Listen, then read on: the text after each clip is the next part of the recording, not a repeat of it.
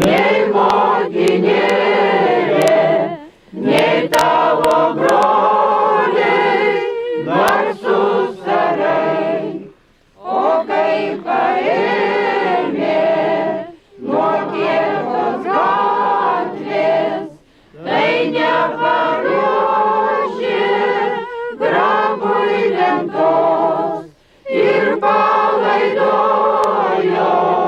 į Nemunėlį, nes pagailėjo žemės juodos ir palaidojo į Nemunėlį, nes pagailėjo žemės juodos.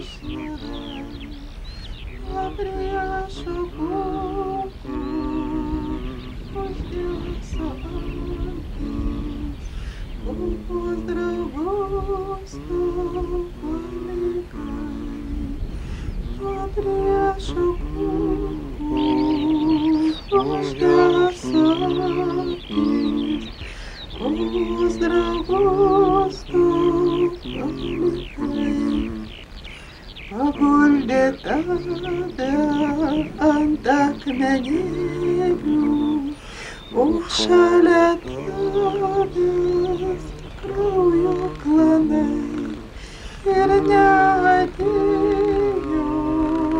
nei motinėlių, nei tavo broliai, ir neatėjo.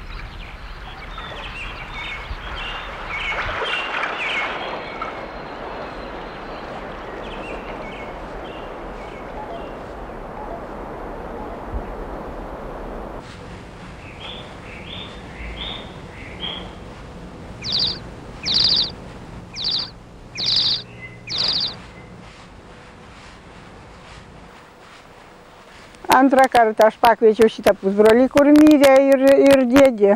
Ir išnešė, nes dvokt pradėjo ten jau šitan, kur buvo vaklojime. Prie šitan ir tada iškasė ir atnešėm čia naktį. Bet dar sniego vietom dar buvo. Buvo sniego vietom ir ten pakasė, ir ten visur žemė sušalusi, niekur negalima. Paskiau čia dar buvo tų skujų turbūt daugiau biškį ir iškasė ir padėjomgi čianai. Be karsto, be nieko, kai bijojomgi kaukšėt, kaltgi ką nors. Tai be nieko, jis sakė, kad nereikia nieko. Sako, Sibirė yra po 100 žmonių į vieną duobę įversta, mane taip nunešė ir man sako, už kojų, kai numirsiu iš lovos, už kojų paimsi ir išnešė į kalniuką, va ten, kur jis iš pat pradžių sakė.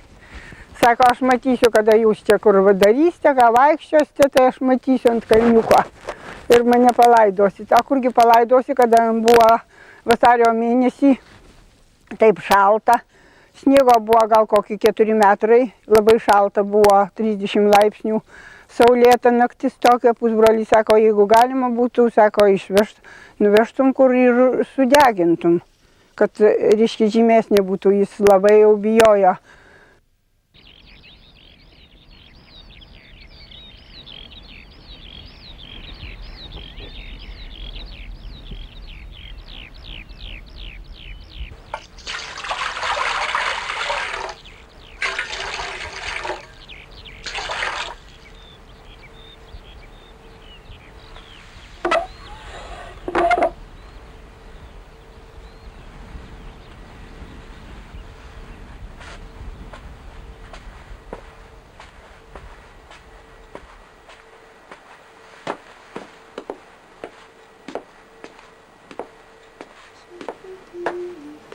iš skausmo užmygęs sapne.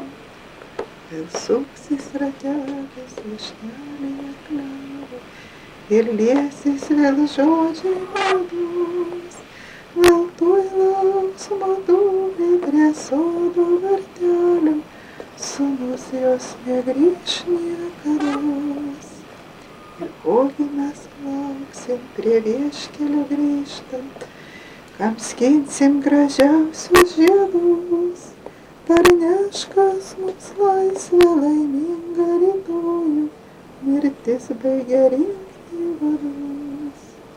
Parneškas mums laisvę laimingą rytojų, mirtis baigia rinkti vadus. Iš skausmo užmygęs sapne, vėl suksis ratelis višnelėje klevo ir liesis vėl žodžiai maldos. Vėl tuoj lauks madūmė prie... Atėjo jis čia, aš nežinau, neprisimenu dabar, kaip jis čia. Ar pasibeldė, ar kaip čia jis atėjo, nu, ir paprašė motinų pabūt mėnesį laiko. Mama jį priėmė, bet sako, po mėnesio gal kur surasiu vietą ir išeisiu. Nebesurado vietos niekur, nu, ir taip ir liko jau. Toliau taip traukėsi ir visą laiką. Ir mama leido jam būti? Nuleido, mama vienąsyk apsiskundė, čia toks buvo Jotgalvys kunigas per pamaldas. Sako, paprašykit gražiai, kad išeitų, o jis sako, kai rasiu vietą išeisiu, dabar kol kas neišeisiu niekur. Nes rasiu vietos neišeisiu. Ir taip ir buvo. Gal buvo kažkokį truputėlį per prievartą laikys? Nu, reikėjo per prievartą laikys. Jis pykdavo, mama jau ir sakydavo, kad atsibodo ir baisu ir išeik. Ir čiagi dar pusbrolis gyveno ir šeima ir vis valgyti, kaip sunku paduoti būdavo. Čia vagi tvartai dar buvo seni tokie, o paskiau jau čia prie Stasio mes jau perkėlėm tuos tvartus. Prie jo, jisgi čia ir planą nupaišė Stasys, šitą kaip statyti visą padavė. Nu, taip jau ir buvo prievarta. Jis sako, jeigu jūs kam nors pasakysite, tai sako, aš jūs dūmais paleisiu. Nu, ir taip ir laikėmgi, ką darysiu, sutikti reikia su visku. A kai mama jau mirė, tai kaip ten juos sušaudė, tai jis pabėgęs buvo vienais apatiniais rūbais mėlynais. 3 paras gulėjo po Aglę išvartą netoli bunkeriaus. Ten gal kokį, 8 metrai, nedaugiau, sako, ar 10 metrų išvarta buvo. Ir kai juos rašaudė, tai buvo sniegas nuvarytas. O tada jis, kadangi atsigulė, apmetė ten gal 10 cm sniego ir su šunim lakstė, prie tos Aglės prieina ir šunės nebesuodėjo. Būtų jį ten nupylę, jis pasakojo. Taigi užteko sveikatai 3 paros žiemos metu gulėti. Nogam, reiškia, vienapatiniais. Nu ir tada, kaip jau ten tas siaubas gal praėjo, tai kažkur tai po tyliai išėjo, nežinau, kur jis sako, kai pasakojo ir šitas kaimynas, kad sako, jis kažkur tai Belarusijoje, tai su tokia bloga papaikė atėjo, tokiam kelniom blogom atėjo, ir čia pasiprašė jau, reiškia, prieglaudos. Na, mama pagal šito Laurukieno, ir paėmė jaugi. Ir paėmė, kągi atrodo, ir gailagi žmogaus, kad taip jau įstumti, tiesiog į saugumą atiduoti ar ką. Na, paėmė ir taip visą laiką ir kentėjom.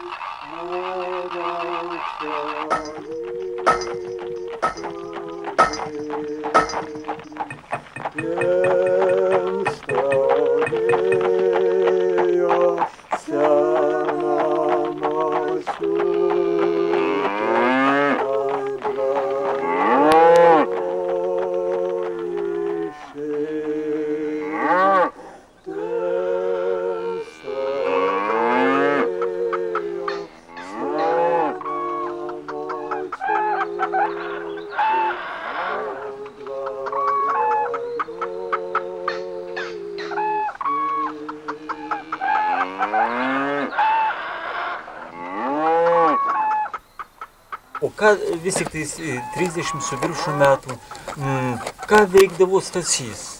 Jis visą laiką dirbo ir dirbo visokiausius dalykėlius. Jis labai mėgo, jis kada buvo šaltkalvių, jis liejykloje dirbo, tai jis visokiausius darbus. Jis ir padarė nepjaunam mašiną šitą, malkai pjaut, dar biškį neužbaigta. Ir ten visokiausius dalykus, tai grėblius darydavo, tai ką, tai šepečius kokius. Dar va turi 2, galiu jums padovanoti jo darbus. Šepečiai daryti, reiškia valyti, tokie gražūs. Padaryti visą laiką. Žiemos metu tai aišku jau ten sunkiau tvarti, kada būna vaikšto, tai jau nieko nedarysi. O vasarą tai jis būdavo krapštosi, ten vašonė tvarto durelės tos prasiveria biškį ir krapštosi iš patyčio. Jeigu mato, kad nieko nėra, čia kaime ir taip aš išeinu į darbą, jis biškį atkabina tas durelės ir krapštos. Ir kala po biškį kai ką. Aš būdavo šienaut, tai rūsinį lipa, man dalgiai iškala. Nereikia laiko, nėra trumpo laiko, tai į rūsį įlipa, tai dalgiai iškala. Ir taip, kas ar nulūžo dantis grėblio, ar kas, ar kotas koks, ar kas, viskas jo buvo padaryta. Viskas. Tai galima sakyti, kad vis tiek jūs namai nebuvo be vyro. Taip, labai gerai, kas reikėjo. Dviratį sugenda, ar kas, tai nakčia nusineša ten, biškį duris prasiveria, suremontuoja, ar gumą suklijuoja, ar ką, viską bendrai. Bendrai suklijuodavo. Ar batas rūko, ar kas nors, tai viskų. Ant visko buvo labai toks galbus, viską darydavo. Dar naktį ir pašienaudavo išėjęs. Naktį. Biškelį ir dar nukerta kokius 4-5, dar daugiau pradalgis.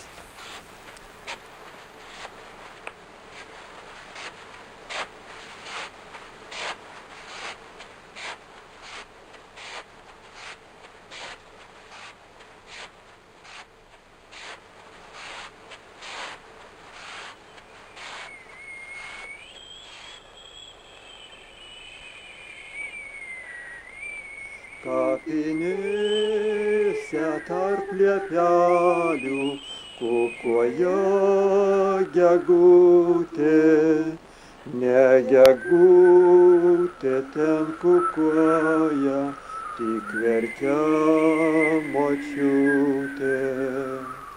O sodelį jo varėlį balandis burkuoja. Po jo varo žilagalvis, tėvelis vaikoja. Lūpos kalba Dievui malda, tėvo balsas dreba. Atėjūna jo 3 sūnus, užkasėta grabo. Tėvo motinos seselių ašaros išlietos ir kiečiausią akmenėlį sugriaudint galėtų.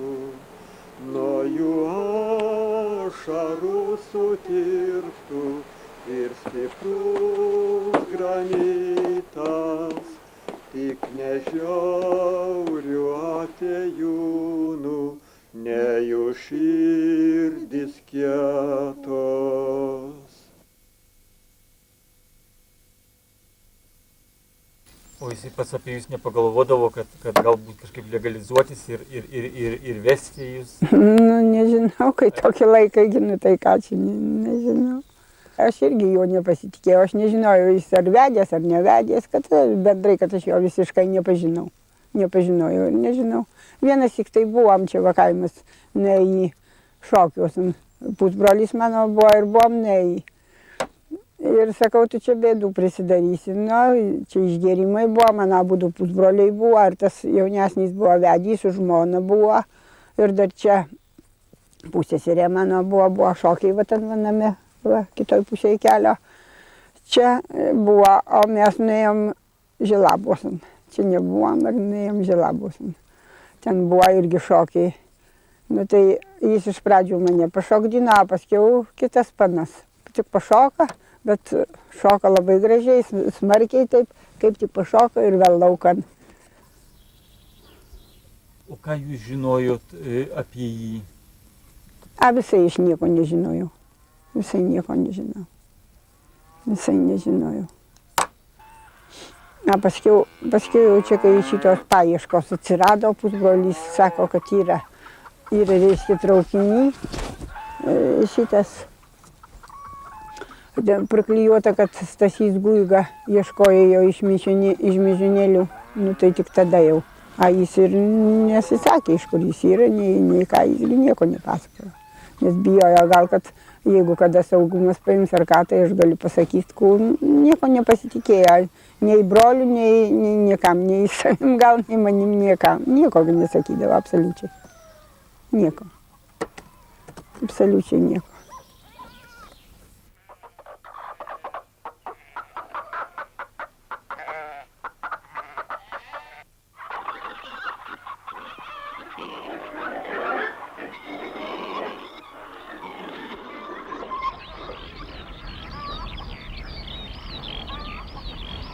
Mano kraujas laisvės gatvė, vai tu motulė neraudok.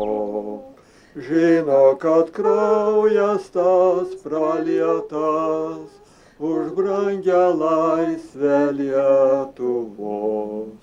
Žino, kad kraujas tas pralietas už brangią laisvę Lietuvos. O jeigu grįšiu nepražuvęs, laimėjęs kovą su daina, tada motulė mes dainuosim, nes jau laisva bus Lietuva. Tada motulė mes dainuosim, nes jau laisva bus Lietuva.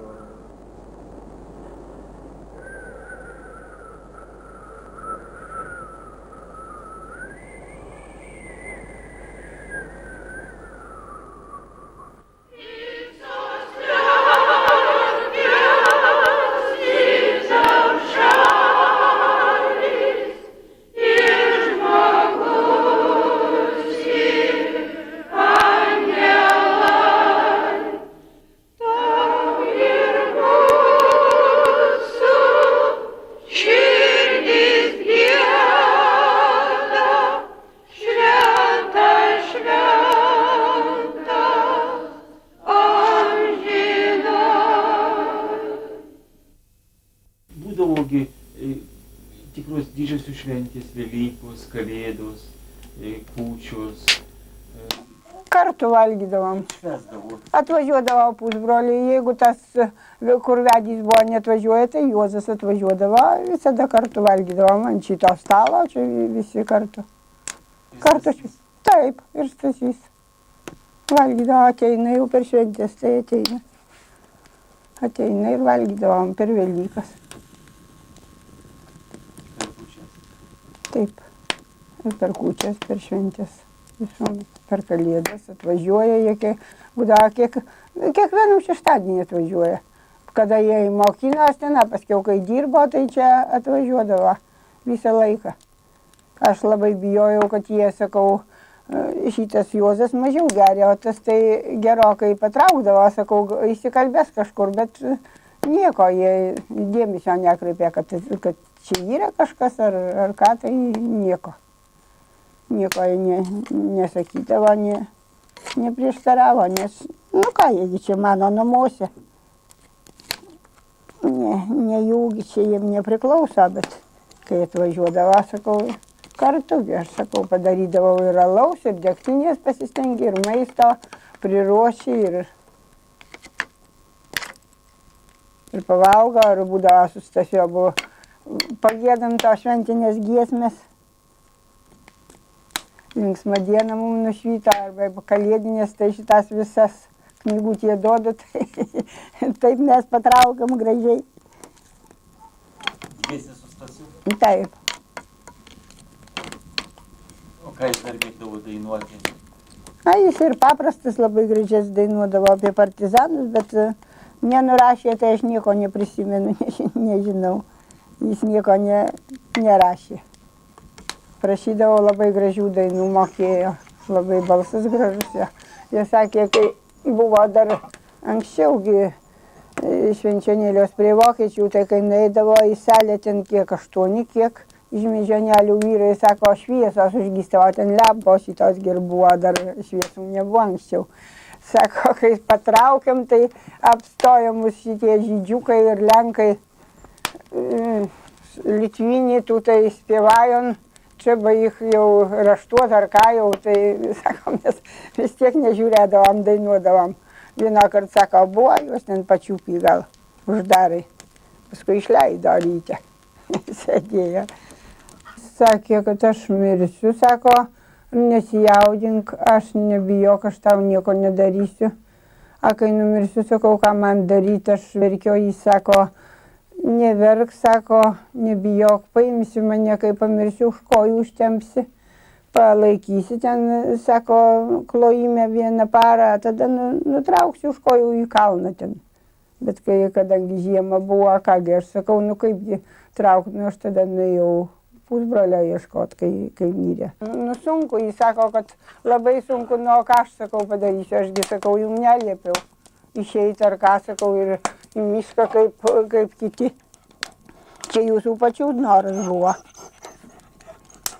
Jūs, sakau, ir mane apsunkinat ir patiems sunku, o ką aš galiu padaryti.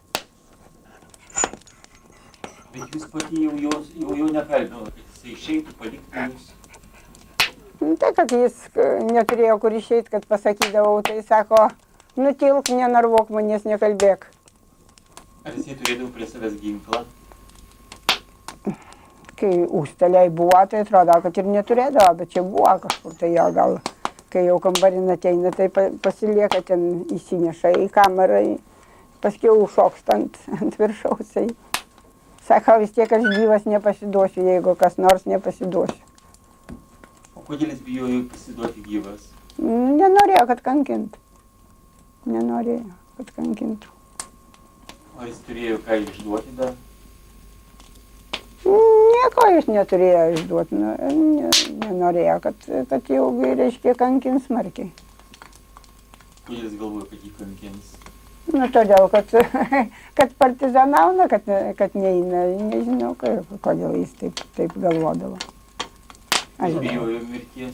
Nu, turbūt nenorėjo po rusų ranką. Kad nors kas šiaip kas, sako, nukankintų, o rusams nepasiduosiu.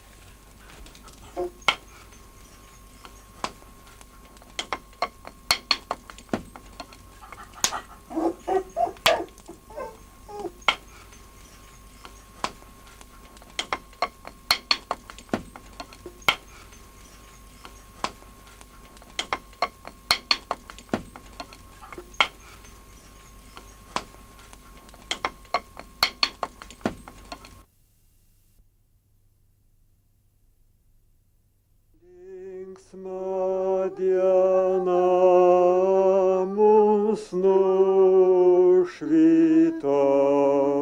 visi troškom džiaugsmo šito. Kėlės Kristus, mirtis krito, Aleliuja. Alleluia, alleluia,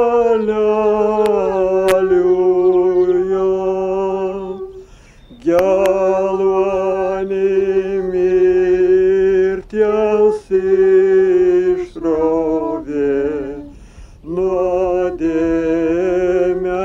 mūsų nuplovė.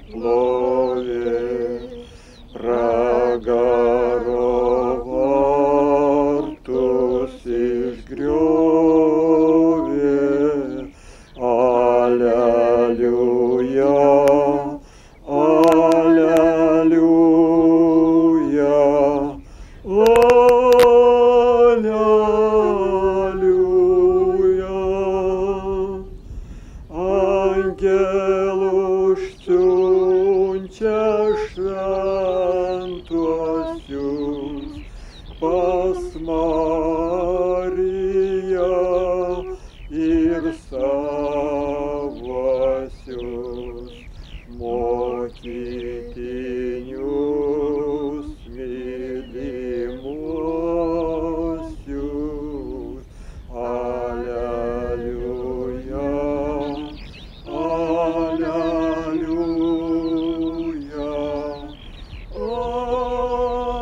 Amen.